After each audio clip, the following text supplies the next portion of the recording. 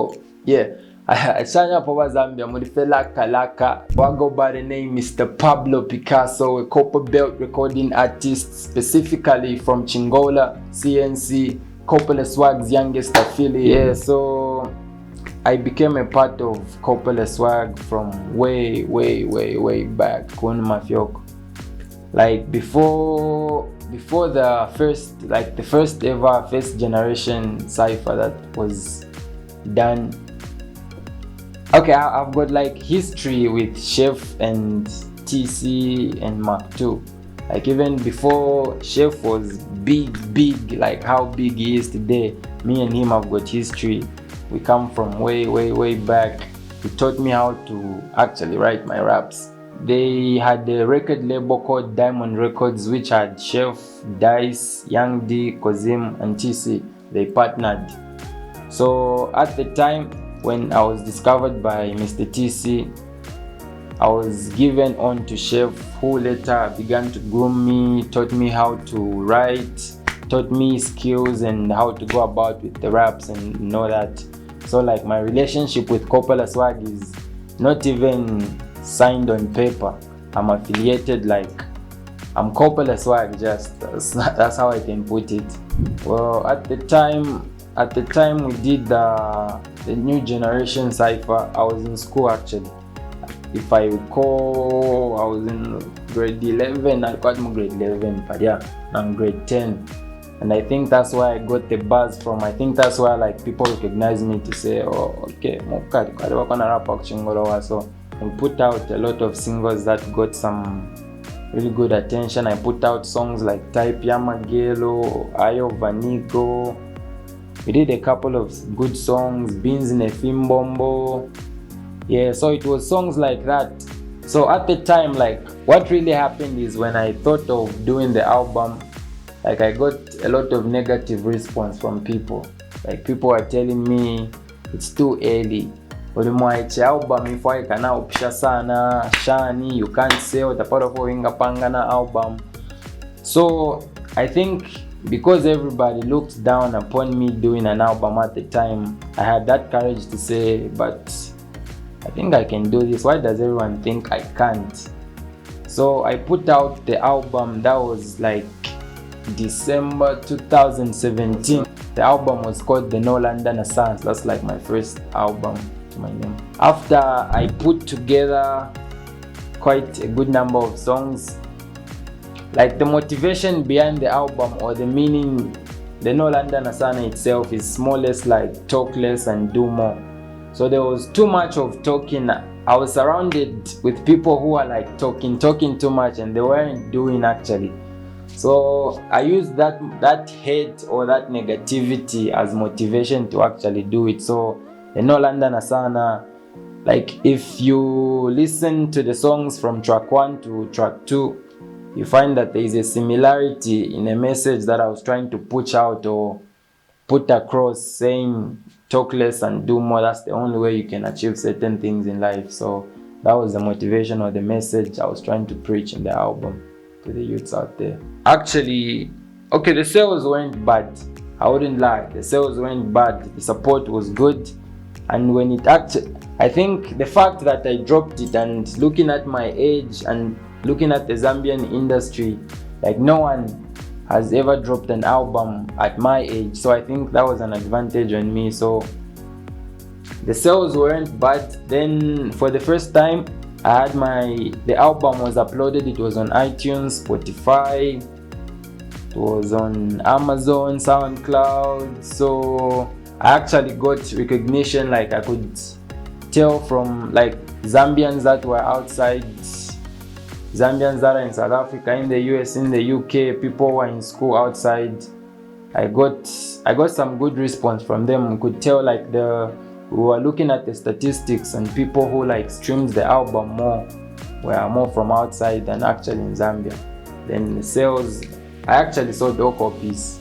I did like 300 copies. Then I sold the first 100 at 100 kwacha each, and the rest at 50 kwacha each. So it wasn't really more about proving a point to say I can do it. but also to just put out something and just like convince the youths to like to say, even you can do it, it's possible. You don't have to wait to be like Sheffy's age or Matthew's age to put out an album or to make something happen. So I did that to like motivate others, like the young generation of music, Zambian music to be precise. So Drums Entertainment is like a record label I'm attached to as at now. Like that's where I'm recording from. My manager owns the studio. Then Landa Nasana, like the Landa Nasana, at first the whole idea was it just being an album. Then it got a lot of response, like an influence from the streets, so I turned it from just being an album title to a brand. So the Landa Nasana itself, it's a brand. It's a brand, and I'm proud to say I'm the CEO and brand owner of that brand. I actually endorsed someone who became my first brand ambassador this year, a copper belt youth commander, someone who's considered youth commander in Kitwe. Jarabo's got a lot of influence on the youths, called Abdul Banza. Yeah, so we endorsed him. He became my first brand ambassador for the Landa Nasana. Well, it's not really just t-shirts and other materials that we've used to promote it are just like ways that we've used like to just expose it, but otherwise my intentions for the brand are actually way bigger than that. In future, I've got plans of like making it a record label or expanding it into different areas of business. I've got plans of like starting a professional video production company which will be under it. Then I would also like want to sign upcoming artists, people or the young ones that I feel have got potential but do not have like access to be out there or sell their music out there. So I would like it to become a brand or a company that will look upon such issues. Then apparently I'm in the background working on my second album, which I intend to drop like early next year, January, February. Then I'm doing a lot of singles and videos. This year I want to do a lot of videos. Apparently I'm doing a video for a song called Retire with Urban Hype.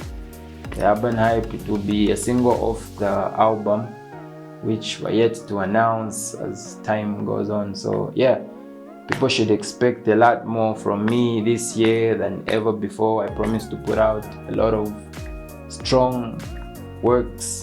The approach on this one, I'd like to give it a different approach. I wouldn't like want to work with almost the same producers and artists I worked on the last one with. Then on this one, I also have one international act on it, which I'll also be announcing later on. So I'm just giving it a different approach that is going to be different from the first one. I think I would want to like collaborate with a lot of Lusaka guys. Like there's always been that Kopala Lusaka thing. So I've been trying as much as possible to kill that thought that's in people's head, trying to compete Lusaka and Copper Belt. So I think I'd like to like collaborate with a lot of Lusaka people. I'd like to jump on a song with Bobby, Slap. I'd like to do something with Nezlong. I'm a big fan of Mumbayachi. I'd also love to do something with Mr. James Sakala. Yeah, just to mention a few. Yeah, to everybody that has been supporting my music, everyone that has supported my Landa Nasana, the movement, the response has been awesome. I can't thank you guys enough. I've sold 1,000 t-shirts, ZMB. Thank you very much, you guys have been awesome. Then to my fans, my day ones, people that have been holding me down, supporting my music, I swear I would never disappoint you guys, and there's a lot more I have in stock for you.